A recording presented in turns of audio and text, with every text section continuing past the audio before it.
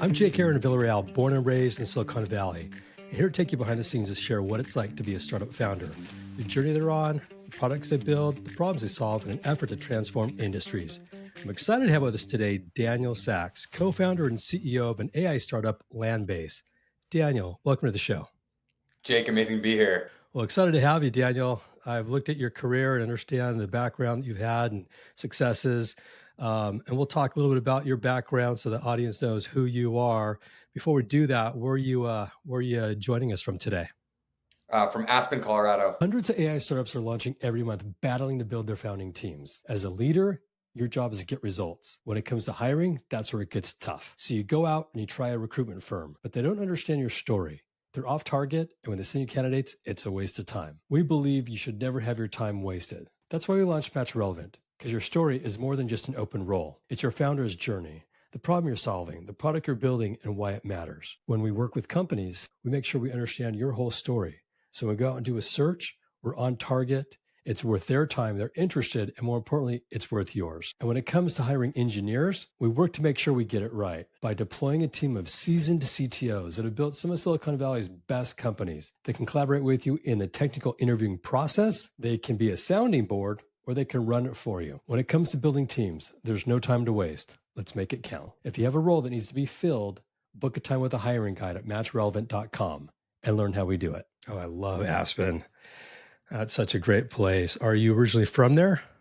No, I'm Canadian originally, moved to Silicon Valley in 2009. Company's based there, but I just happen to be in Aspen today. Really cool. All right. Well, let's jump in here a little bit. Daniel Sachs was the co-founder and co-CEO of a unicorn company, AppDirect, the leading subscription commerce platform for selling technology services. He was named to Forbes 30 Under 30 list and graduated from McGill University, as well as sits on the Principal's International Advisory Board. He got some great experience. We'll talk about your company and we'll go into your background a little bit, but I guess kind of diving into you as a kid, as a person, talk to us a little bit about your DNA, your origin story. Like what type of kid were you? Were you an entrepreneur-minded individual? What was your first job? Kind of walk us through your DNA. Sounds great. Yeah, I grew up in a family business on Main Street in Niagara Falls, Canada. It was actually a furniture store started by my great-great-grandparents, and it was founded in 1908. So I remember like my grandfather was born in the attic of the store. I remember playing around on my mattresses with my cousins and kind of growing up in that entrepreneurial environment. And from my youngest memories, I would always be very business oriented, asking my grandparents questions about the business, really kind of engaging with people at the furniture store. I sold my first, it was a cabinet, a curio cabinet, when I was 8 years old. And I wrote, so I sold it to this lady and we ended up, my grandfather always said, like, the secret to sales is you have to thank someone. So I wrote her a handwritten note saying, thank you for the furniture, the cabinet. So anyway, we had like a pen pal thing going on for years with this like old lady that I sent a cabinet to. But yeah, from my earliest of memories, always very entrepreneurial, very kind of passionate about businesses and really kind of the lifeblood or the pulse of, real business owners. Yeah, really cool. Did you continue to stay in that business growing up in the furniture business with your family? Or at what point did you say, I got to go try and do something on my own here, whether it was working at McDonald's or whatnot, just the transition? Yeah, so I graduated from college at McGill in 2009, and it was the height of the Great Recession. And my family's business that was around for over 100 years shut down. Ooh, Yeah, so it was like a tough moment for the family. And it wasn't just our furniture store; it was like most businesses on Main Street. So we knew the guy that owned the athletic store and the boot store and all the different stores. They all shut down. And at the same time, I coincidentally was visiting a friend in Silicon Valley, landed, got a free ticket to the Web 2.0 conference. This was at the Moscone Center back in the day. And I learned about SaaS and cloud in its infancy.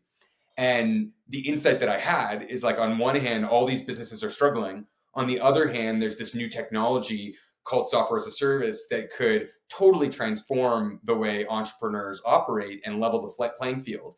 So that was kind of the founding premise behind AppDirect, which was the ability to help businesses find, buy, and manage cloud software. And that's where we started with AppDirect back in 2009.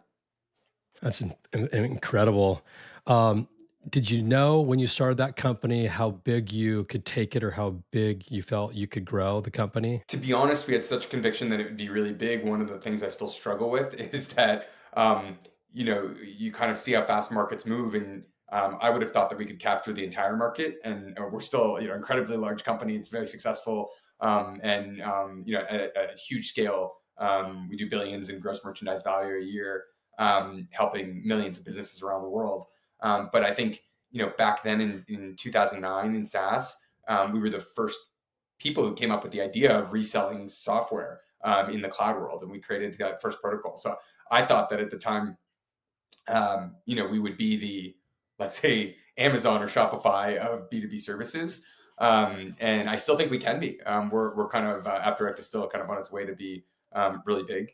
But it's kind of funny because in 2009, the first thing I did was create a list of the top 100 SaaS applications that I thought would be relevant to businesses around the world. And I still have that list. I actually pulled it up. It was before we were even called AppDirect. We were called Origo Networks. But on the list, it included Shopify, Clio, MailChimp, Cloudflare, what else? Box, Dropbox. So this list was like, these companies were Series A, maybe seed. No one knew about them. But the cumulative value of that list is now like trillions in market cap. So it's pretty wild to see how transformative software as a service was. And in the end, what I'm proud of is that, entrepreneurship is thriving today. And it's not that Main Street type entrepreneurship. It's really these digital entrepreneurs or Shopify merchants or Toast, restaurants. So I think that, what we've even seen is we've powered thousands at AppDirect of software resellers that are in business and help them reach millions of businesses. So I think that the thing I'm super excited about that we really got right is that cloud really was the leveler to enable a next generation of entrepreneurship. And even today, I still see entrepreneurship as thriving. Yeah, really cool. In the last 12, 24 months, there's been a ton of AI startups that have launched into the market and they all see opportunities where they can carve out a niche and build a product or a platform or company. Talk a little bit about your new company that you've launched. You got $12.5 million in funding. Who's it backed by? And just give us the high level of what problem you're looking to solve with your new AI startup. I mean, I think to step back, for a second, the one thing that I think I was really lucky and fortunate about is when I landed in Silicon Valley in 2009, there was this transition from on-premise to cloud, and that created an opportunity for startups to challenge incumbents. And in that list of 100 SaaS companies that I had that were really small, you could categorize them by almost any type of horizontal. So whether it's things for sales and marketing, back office, but then you could also go by vertical, like legal or like in manufacturing or services industries. So essentially, you could cohort this whole list. And what we found is that just by nature of being one of the early cloud services that took on a specific space, if you hit it right, at this point, most of those companies are unicorns or bigger, and you could be really successful. And I think similarly today, there's an opportunity for startups to grow to be massive. However, I think it's a little bit different. Really, where I see the opportunity today that not just generative AI, but more specifically agentic AI, which is AI that takes action on your behalf based on data. I think that's going to create the opportunity for new companies to be created with new business models. And in the past two generations of software, whether it was on-premise or cloud, you literally had to work in and for your software. So, if I'm a user of Salesforce, I'm literally living in the CRM attached to the screen. Likewise, many other tools. I think the promise of this next generation of software is that you no longer have to work for your software, but your software can work for you. So you can reclaim your day and do more of what you love. And that's what I get super excited about is I think the next opportunity or wave is going to be businesses where the AI is actually doing the work for you and frees you up to do kind of more tasks. So the way I think about the market map in this era is that there'll be companies by every vertical and geography and horizontal that have the potential to be massive.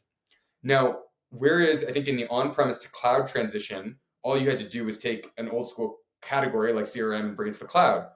I think in this era, it's different, where you're actually replacing what would have been done by a lot of people doing manual repetitive processes across lots of different software stacks, and you're orchestrating action across that whole workflow.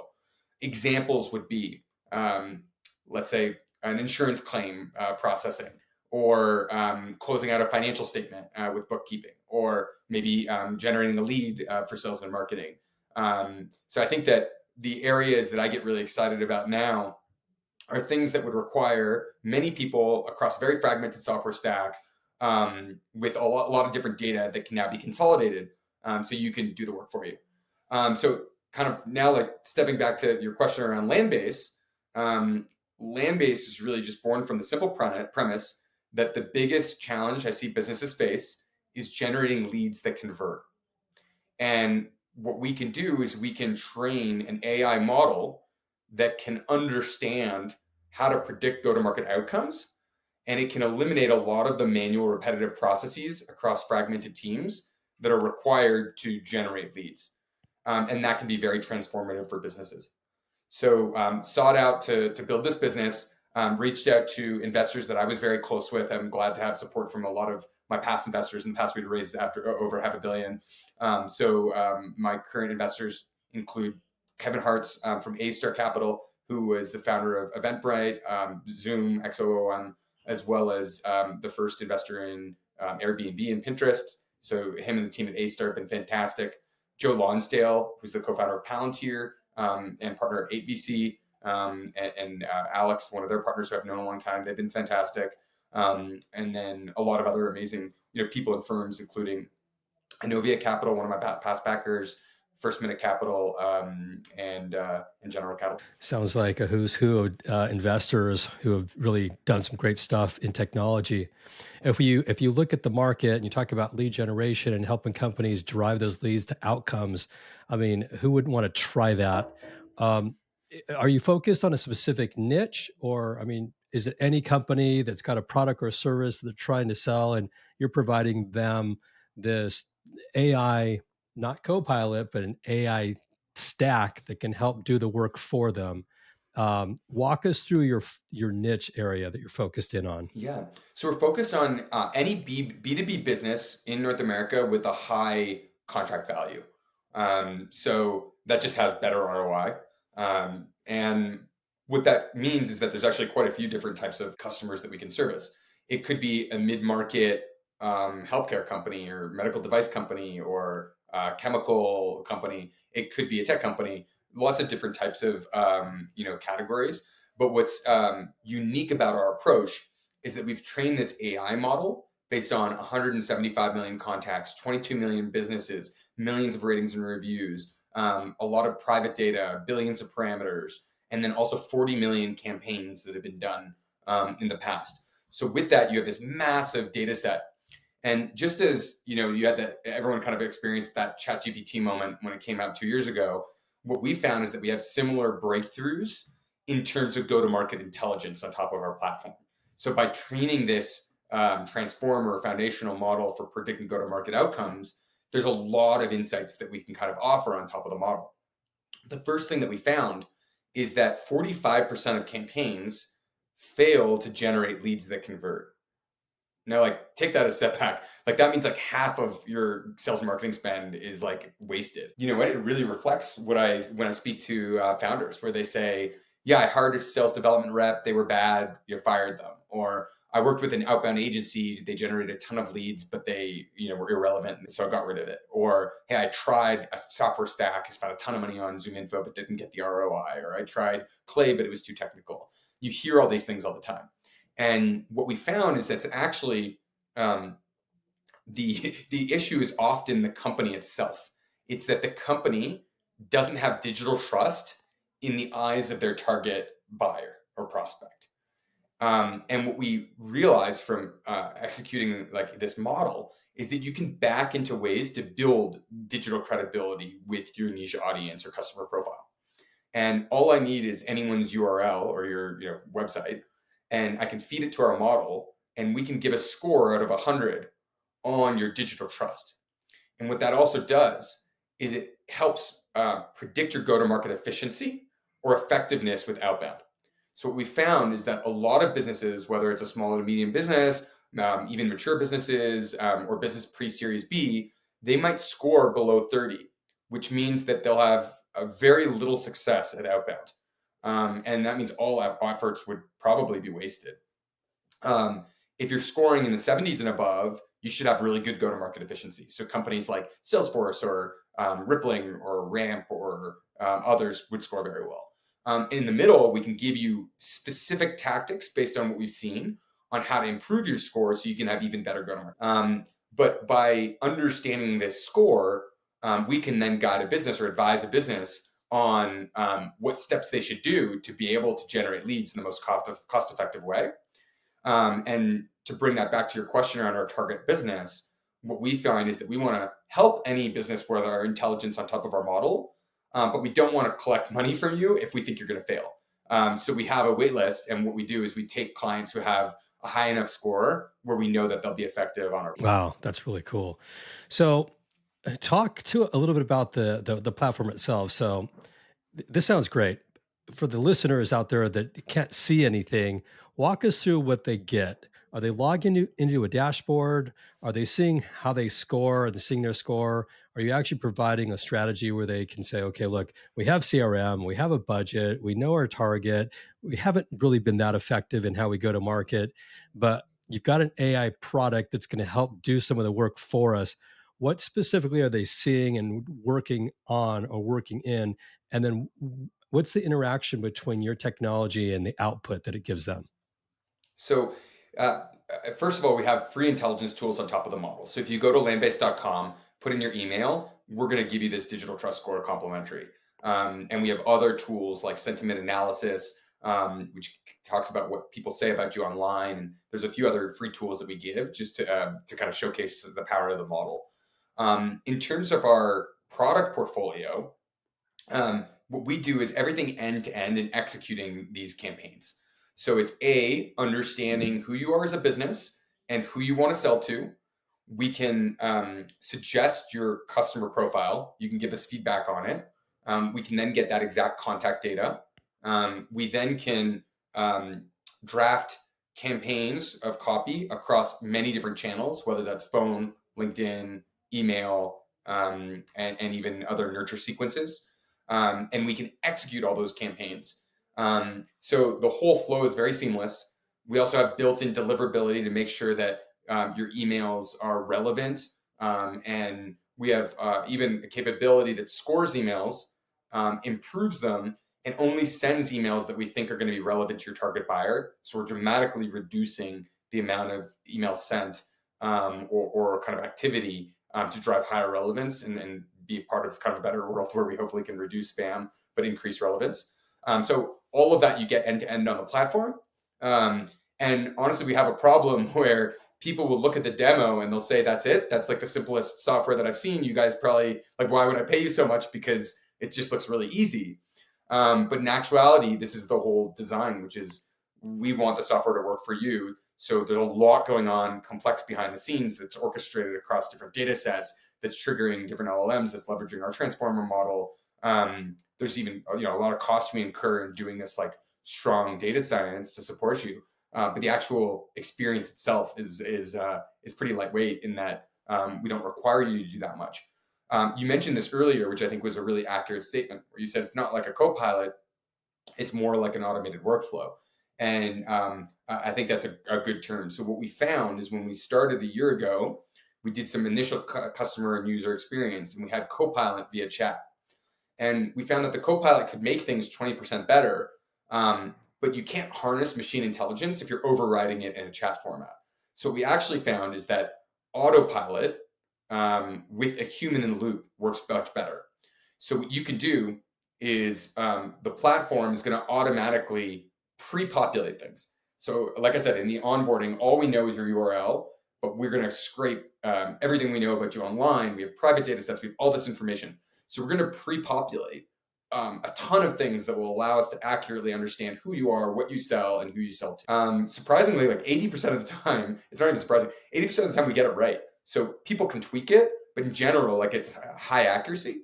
But any like manual override, that just tells the AI how to be more fine-tuned. And then again, like what we're going to do is we're going to put up actions to you. So our philosophy is we don't want to let the AI go off on a rail. We want to keep it in control. So we're going to make recommendations to you. You tell us good, bad, or you edit it, and then it self-learns to get better. So that's what we found drives the best results, is this autopilot. Yeah, really cool.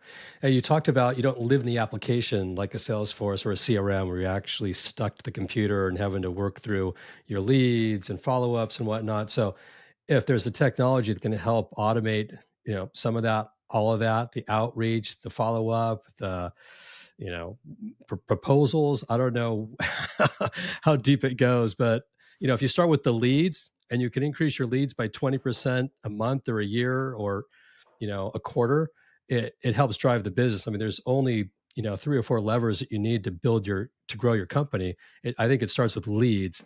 There's also a lot of competition in that space. How do you see your company? I know it's early on, but you obviously have an opportunity to really carve out some of the market.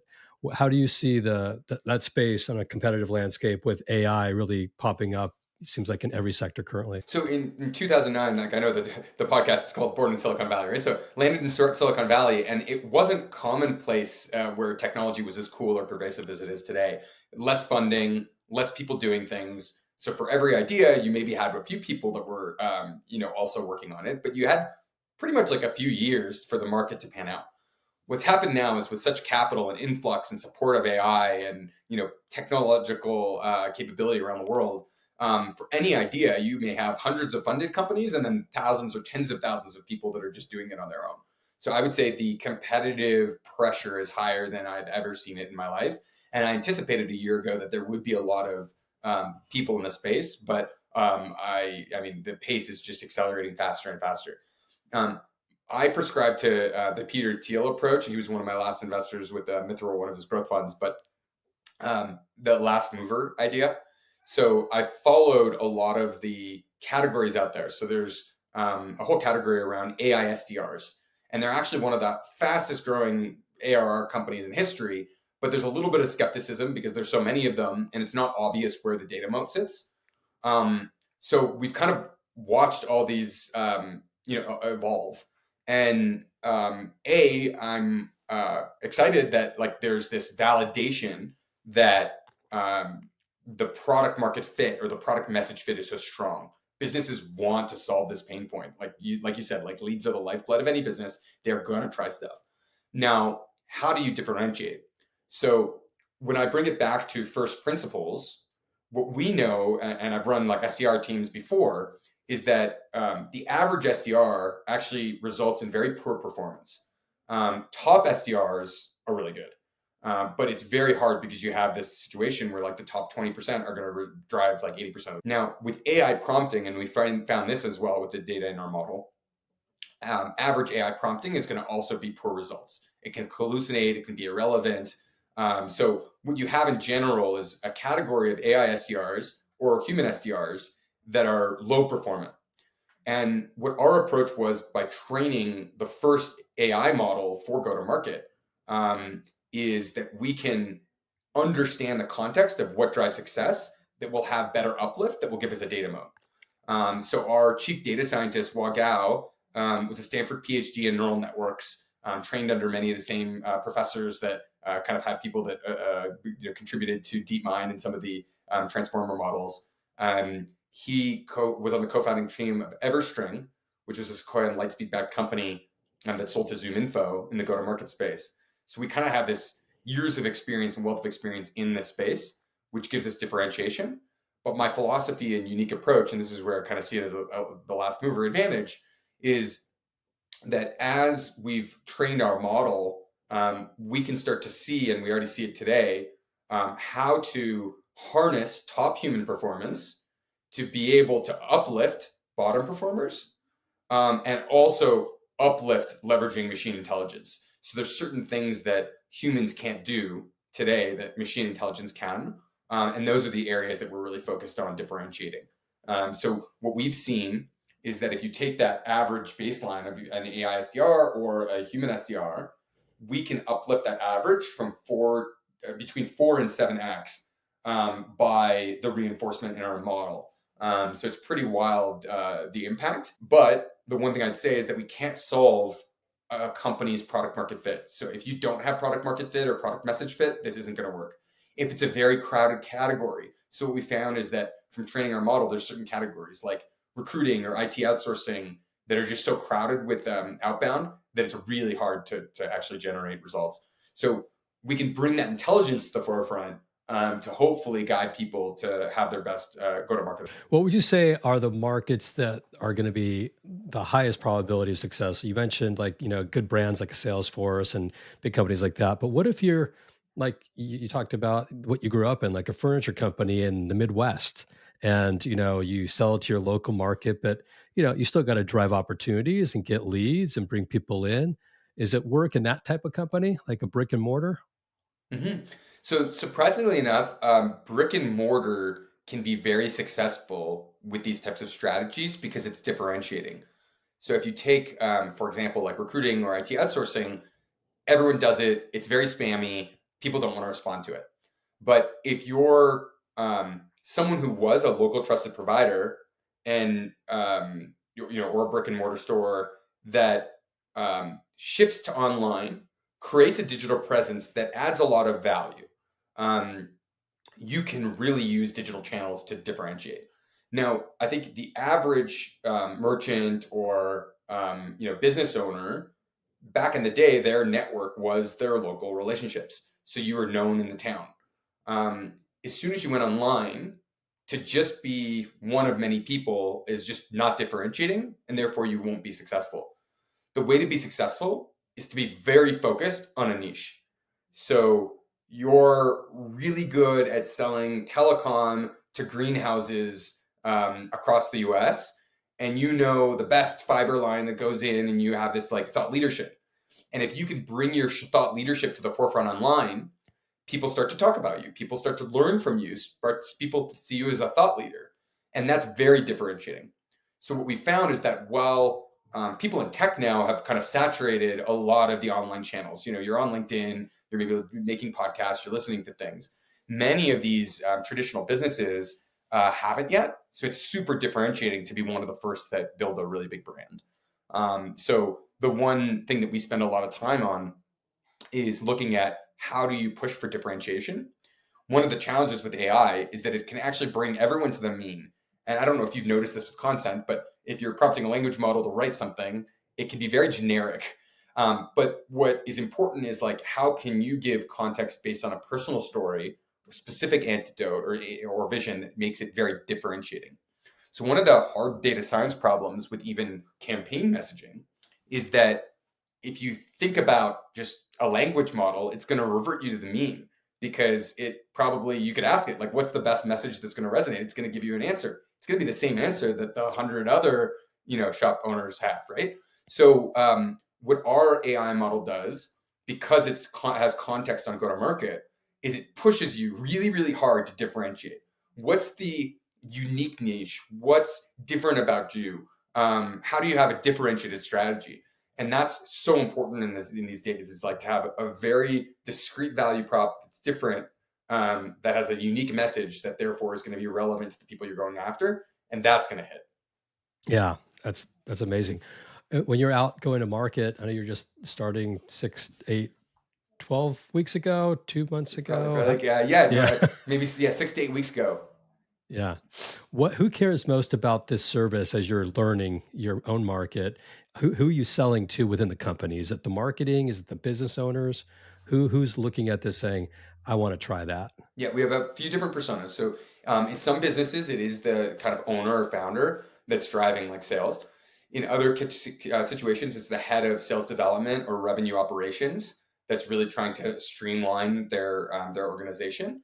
Or it could be the marketer that's responsible for marketing qualified leads. So those tend to be the personas that we go. Okay, got it. That's great. Yeah.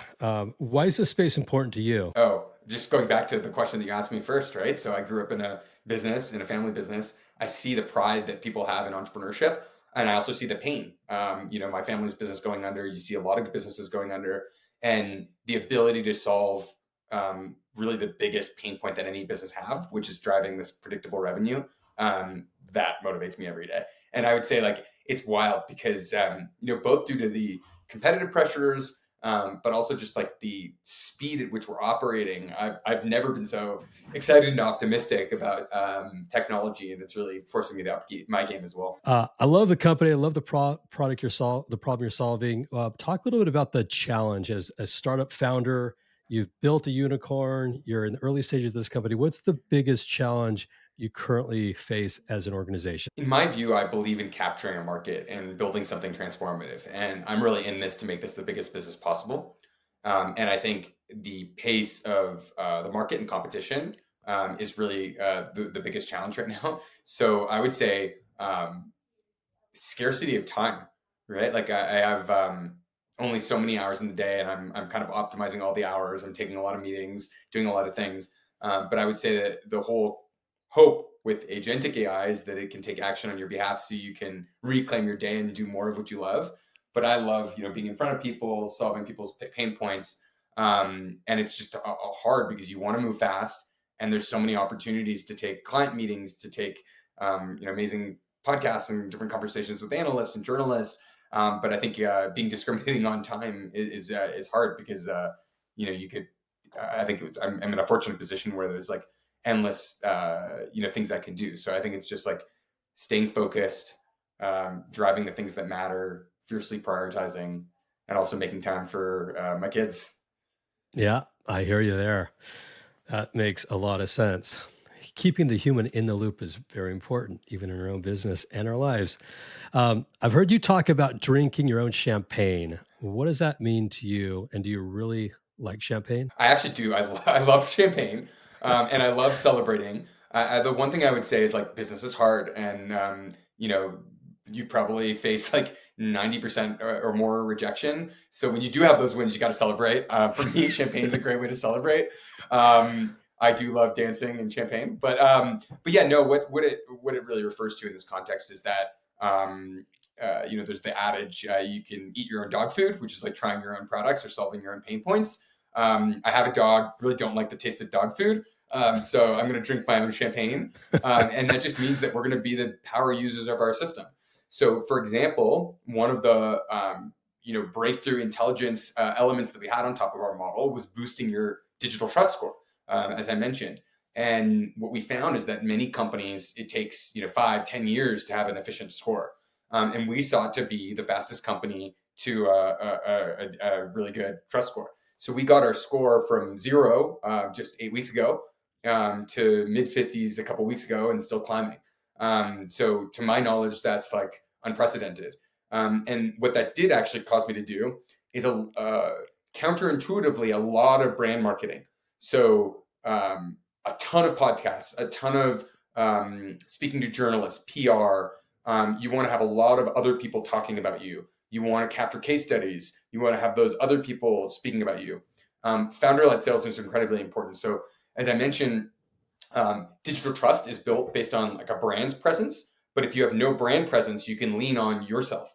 And because I'm a second-time founder, I have a trusted network of people that I've worked with. So the first piece was telling stories to those people. So they get excited. They then talk more about it. And then journalists hear about it and people like yourself hear about it. You want to capture these stories. And then the snowball starts going. So I wouldn't have known this if it weren't for the intelligence of the model. But one component of drinking my own champagne was using our own intelligence, which was like spend a lot of time doing these things. The other thing is like it's interesting because like our product is an omni-channel sales product, right? Where we could use it for outbound. And now that we have a good score, but I could have been like beating down doing outbound campaigns, which would have like a very low success rate because we didn't have a high intelligence. So it's kind of fun because I got to first drink the champagne of the intelligence of our model. And now I'm doing all these outbound campaigns and drinking the champagne of the paid products in the model. So it's a really fun journey, and I feel like I said champagne a lot. If you ever want to come celebrate with me, Well, it's funny you say that. When I was working, I spent some time at Oracle, and when I was there, I remember I think it was Larry Ellison or one of the leaders of the company saying, we just built, CRM and enterprise applications were coming, and the question was, well, you got to use it to validate it actually works, and your customers will use it. So if you're going to go out and sell it, you could at least talk to the use case that how we operate the company. It's $1 billion company. We use our own technology, and we eat our own dog food, and that was like a phrase that I heard many years back. This is the first time I've heard this one. Drink your own champagne, but I like that one. It sounds a little bit more fun. So really cool to hear that. As a company leader, you've been through the ups and downs of growing a company to unicorn status, and now you're in this game again to build another company. There's really big highs and really deep lows. What's What's it like for you when you're out there pitching and selling and trying to get clients on board and you're not seeing what you thought you would see, or that you have those moments as a company that it's just there's some struggles, you're going to get over it, but there's some pretty deep lows. What do you do to get through those low points personally? So the first thing, and this is advice that I give any entrepreneur, is have conviction in your vision. So the only way to get through it is to have such conviction that what you're doing is going to be game changing, and that can motivate you through the highs and lows. Beyond that, the one thing I've learned, and I learned it the hard way, is to really prioritize your own social health and wellness. And that can mean many things to many different people, and it's evolved for me over time. But what that means, I think my life right now is doing a gut check on when I'm overworked, when I'm feeling low, and having different outlets, right? So, I think fitness has been really important to me. So, I lift at the gym 5 days a week. I love to get out in nature, do hikes, go skiing. I would have in my first business, not prioritized any of those things. So, first like few years of AppDirect, I was like literally working 80, 100 hours a week, lost relationships with friends, with family, never skied in those years and never worked out. And I feel like it takes a toll on you. So this time I'm approaching it much more methodically. But I think, different people have different hobbies or things they want to do. So I think you have to use that. Some people use meditation, some go on runs. I've always kind of tried to find that balance. The way I actually came to this is that I was invited to the Goldman Sachs Business and Innovators Conference. And this is Goldman Sachs. So obviously, like if you think of like investment banking back in the day, super intense, hard work hours, go, go, go. And I think when I went the first year, it was still Lloyd Blankfein kind of hosting, and now David Solomon hosts. But it was Ariana Huffington on stage talking about how you have to prioritize mental health. And then you had David Solomon talking about how he's DJing. And it's just, to me, it was like such a warped world because on one hand, you think the way to get to, this amazing place is by like working hard and hustling and putting in the hours and just like go, go, go. And, finally work so hard. And then I get to be exposed to all these, business heroes of mine. And they're all saying the opposite. You need to meditate and you need to go to DJ and you need to, be in nature. So it was kind of like a serendipitous moment. And it actually was helpful because it came, I think this was maybe 2015 or 16, kind of just when we came into the unicorn, there was a lot of pressure on me. And I really felt that was a helpful paradigm shift.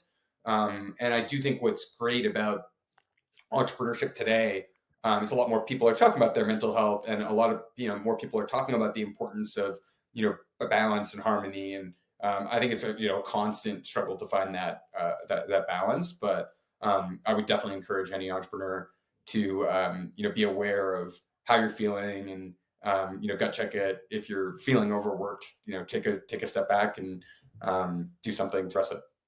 Yeah. We see this and hear this a lot. We hear that it's lonely at the top, as leaders. Oftentimes it's lonely at the top when things aren't going good. It's not too lonely when things are going great.